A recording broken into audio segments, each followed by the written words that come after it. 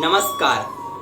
आज इस वीडियो के माध्यम से हम यह जानेंगे कि भगवान सूर्य को कैसे अर्घ्य प्रदान करना चाहिए, भगवान सूर्य को अर्घ्य प्रदान करने की सही विधि क्या है और सही नियम क्या है। देखिए, भगवान सूर्य को प्रत्यक्ष देवता कहा गया है। भगवान सूर्य हमारे संपूर्ण कर्मों के साक्षी देवता है। पंचदेवों में भी भगवान सूर्य का सर्वोप्रथम स्थान है।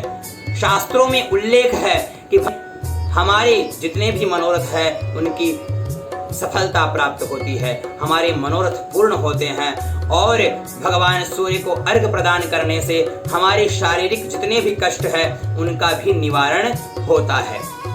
जिसे नौकरी चाहिए, सरकारी नौकरी में प्रमोशन चाहिए, जिसे आत्मविश्वास चाहिए, कॉन्फिडेंस चाहिए और हमारे जीवन में जितनी भी मनोरथ है उनकी पूर्ति चाहिए, तो वो भगवान सूर्य की ही हमें आराधना करनी चाहिए।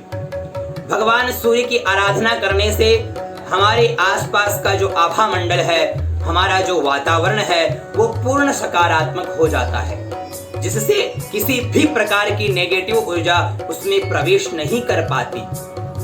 भगवान सूर्य को अर्घ्य किस स्थान पर देना चाहिए, इसके लिए मैं कहूंगा कि जलेषु अर्घ्यम प्रदातव्यम जलाभावे शुचिस्थले संप्रोक्ष्य वारिणा सम्यक ततोर्घ्यम तो प्रदापयेत्।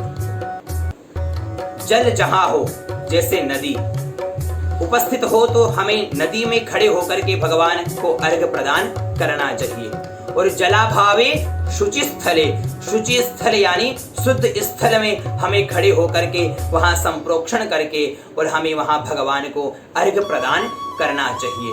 और किस विधि से, किस मुद्रा से, तो यहाँ कहा गया है कि मुक्त हस्तेन दातव्यम मुद्राम तत्र न धारयेत। मतलब किसी भी प्रकार की हमें मुद्रा धारण नहीं करनी चाहिए।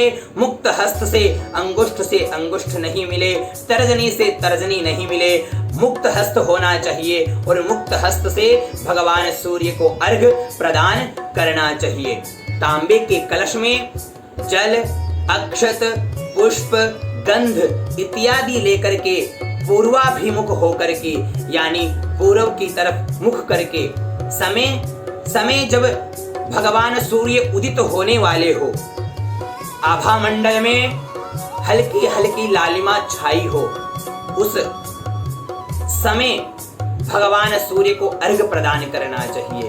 वो समय अत्यंत उत्कृष्ट समय है। वो उस समय हमें भगवान सूर्य को 3 बार जल प्रदान करना चाहिए।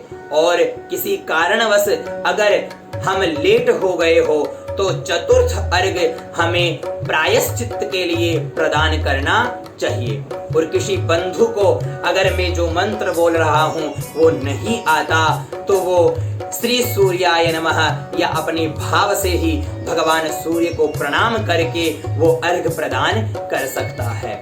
मंत्र है कि सर्वप्रथम तो हमें 3 बार गायत्री मंत्र का उच्चारण करना है और गायत्री मंत्र के पश्चात एहि सूर्य सहस्रांशो तेजो राशि जगतपते अनुकंपय माम भक्त्या गृहणार्घ्यम दिवाकर। इस मंत्र को बोल करके गृहणार्घ्यम दिवाकर 3 बार भगवान सूर्य को अर्घ्य प्रदान करना चाहिए।